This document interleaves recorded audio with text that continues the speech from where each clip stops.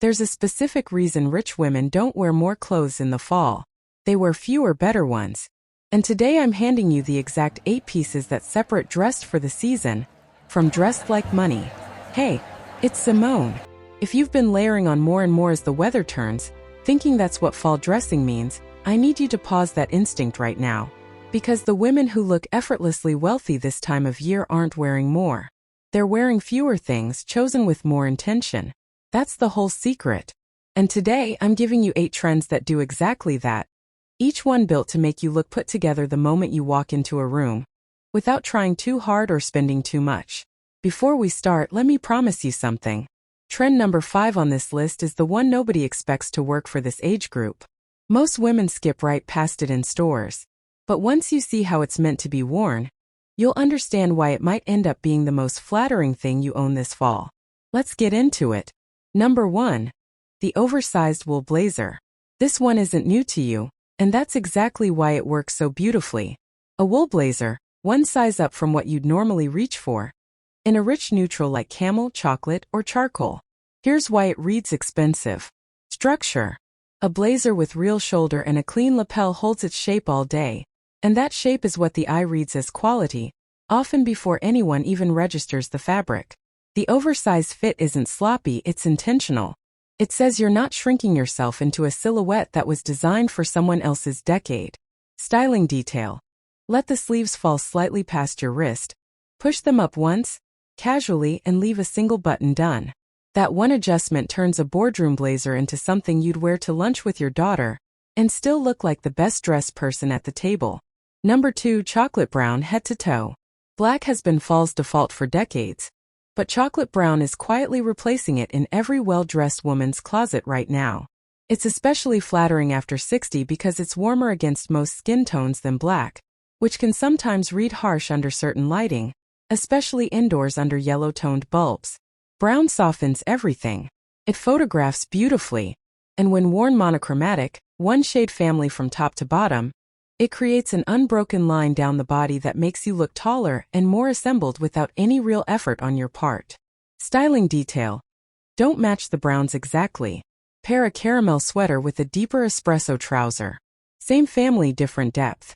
That slight contrast is what separates put together from matching set pulled straight off a mannequin. Number 3. The long cardigan as a coat. Not a cardigan worn under a coat. A cardigan replacing the coat entirely, worn open, falling past the hip or even to the knee.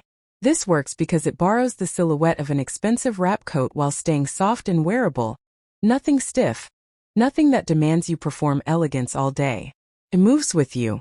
And that slight sway when you walk is exactly what makes people's eyes follow you across a room without you doing a single thing extra. Styling detail. Never wear it fully closed. Let it hang open over a simple top, and add one longer necklace so there's a vertical line running down the center of your body.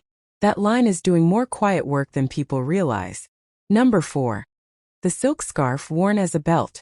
Most women think of silk scarves as something for the neck or the hair. This fall, the trick is moving it to your waist, tied over a simple sweater or a solid dress, cinching the middle instead of draping the shoulders. It instantly creates shape where a straight silhouette had none, and silk at the waist catches light in a way that reads luxurious rather than costume-y. It's a 5-second change that completely reframes an outfit you already own. Styling detail. Don't tie it in a stiff bow. Loop it once, knot it loosely. Let the ends hang slightly uneven. Perfection here looks accidental, not engineered. Now let me stop for a second. I know some of you watching this have already decided trends aren't for you. You've made peace with the idea that trends belong to younger women, and your job now is simply to dress appropriately. I want to gently push back on that because it's not true and it never was. Trends were never about age. They were about paying attention, about noticing what works and adjusting it to fit your life. And you have been paying attention to style for decades, longer than most 25-year-olds have even been dressing themselves. You get to use every single one of these. Nobody revoked that privilege and nobody ever will. Alright, back to the list. Number 5. Leather but soft, not structured. Here it is, the one I promised you. Not a leather jacket. Not anything stiff or edgy. A soft leather skirt or a leather shirt jacket, something fluid that drapes like fabric instead of standing rigid on its own. Most women over 60 were taught that leather means motorcycle jackets and loud statements. But soft leather does the opposite. It's quiet. It's rich. It moves gently instead of announcing itself. And that gentleness is exactly why it reads as expensive instead of costume. The trick is entirely in the softness. Stiff leather ages you. Soft leather flatters you in a way almost nothing else in your closet can. Styling detail. Pair it with something equally soft, a cashmere sweater or a silk blouse, so nothing in the outfit competes for attention. Soft against soft is the entire secret. And it's the reason this trend feels sophisticated instead of costume-like the moment you put it on. Number 6. Statement sleeves. Not a statement top, just the sleeves. A simple plain top or dress with one dramatic element. A puff at the shoulder, a slight bell at the wrist, a subtle balloon shape. This works because it draws the eye upward, toward your face and your presence, without adding bulk anywhere else on the body. It's controlled drama, one detail doing all the talking while everything else stays quiet and composed. Styling detail. Keep the rest of the outfit completely simple. If the sleeve is dramatic, everything else should whisper. That contrast between one loud element and a quiet frame is what makes an outfit look curated instead of accidental. Number 7. The wide-leg trouser in a textured fall fabric. Wide-leg trousers already had their moment a few seasons back, but this fall it's entirely about the fabric, corduroy, heavy wool, or a wool blend with visible texture. Texture is what elevates a basic silhouette into something tailored and considered. A flat, smooth trouser can look plain from across a room. The same cut in a textured fabric looks like it belongs in a magazine spread. Styling detail. Hem it so it just grazes the top of your shoe, never pooling on the floor. That single adjustment, the length, is the difference between elegant and swallowed by fabric. Number 8. The single bold accessory rule.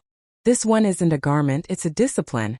And it's the one that ties every other trend on this list together. This fall, expensive dressing means choosing one bold element per outfit, never two competing for attention.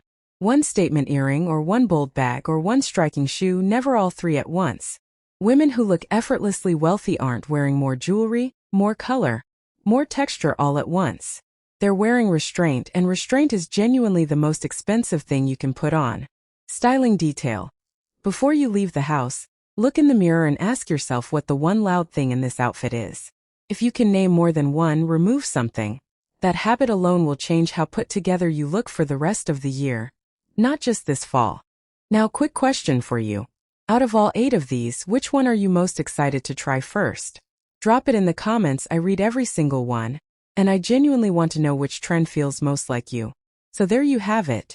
8 trends, 8 completely different moods, and every single one works beautifully on women over 60. Not because we adjusted them to be age appropriate, but because they were never about age to begin with. They were about knowing which pieces to make your own, and about understanding that restraint, softness, and intention will always read as more expensive than trying harder ever could. Next episode, we're talking about the one accessory quietly replacing statement jewelry this season, and it's probably already sitting in your closet. You just haven't thought to wear it the way I'm about to show you. I'll see you there.